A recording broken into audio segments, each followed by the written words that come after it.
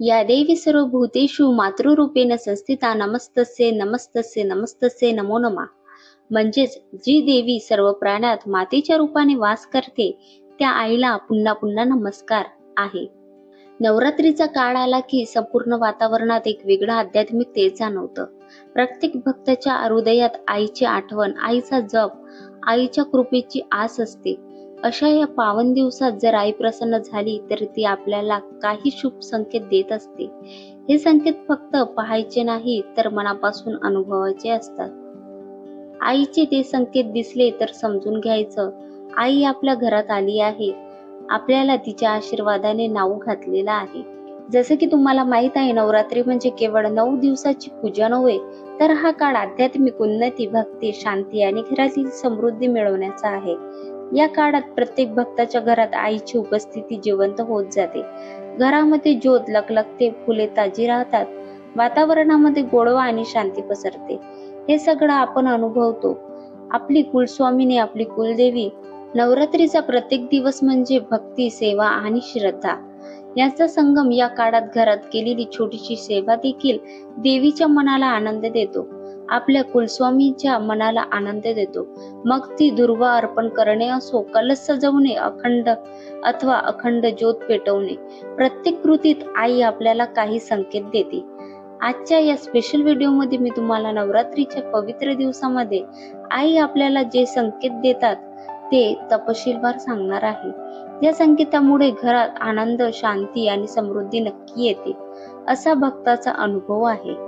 जसं आपल्याला माहित आहे, आपल्या भक्तीच्या प्रवासात छोटे छोटे संकेत हे आईच्या कृपेची मोठी साक्ष असतात. जसं आपल्या घरामध्ये अखंड ज्योत या नवरात्रीमध्ये चालू असतात. नवरात्रीत घरातील अखंड ज्योत जर अधिकच तेजाळली, स्थिर झाली आणि शांतपणे लुकलुकत राहिली तर तो आईचा सर्वात मोठा शुभ संकेत आहे. घरात कोणतेही संकट आले तरी आईचा हात आपल्या डोक्यावर आहे याची खात्री मिळते. देवीच्या मूर्तीचे डोळे तेजस्वी दिसणे. कधी कधी नवरात्रीच्या पूजा करताना देवीचे डोळे आपल्याकडे जिवंत भासत असतात. त्या डोळ्यातून तेज, ममता आणि संरक्षण याची अनुभूती आपल्याला मिळते. हे खरेच आईच्या कृपेचे चिन्ह असतात. आणि तसंच फुलांचा सुवास पसरणे.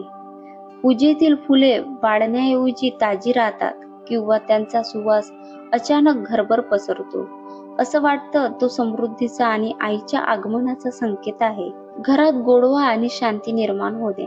नवरात्रीत कधी कधी अचानक घरातील तणाव, भांडण, नकारात्मक कमी होतात आणि मन शांत होतात.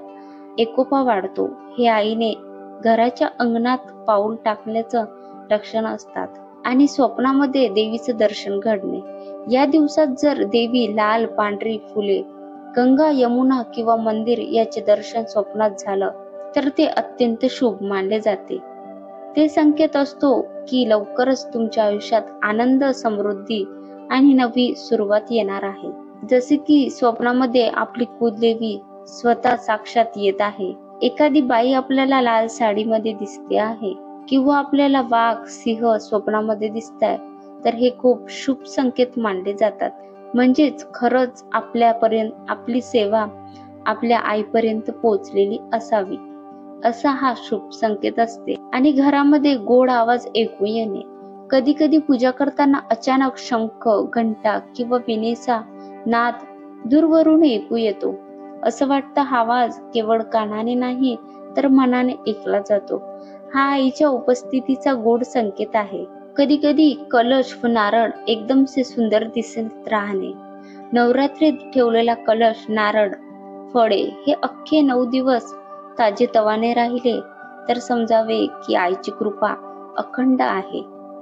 देवीच्या पायाशी आपोआप दुर्वा अक्षदा पडणे. पूजेच्या वेळी अचानक देवीच्या पायाशी दुर्वा अक्षदा फुलेच पडली तर हा आईचा स्पष्ट आशीर्वाद असतो. आईचे हे संकेत दिसले तर म्हणजे केवळ सुख समृद्धी नाही तर आपल्याला चांगले कर्म करण्याची आठवण आई करून देते. आईचा खरा आशीर्वाद म्हणजे तिचं स्मरण, तिची सेवा आणि सत्कर्माचा मार्ग आहे. म्हणूनच या नवरात्रीत आईसमोर प्रार्थना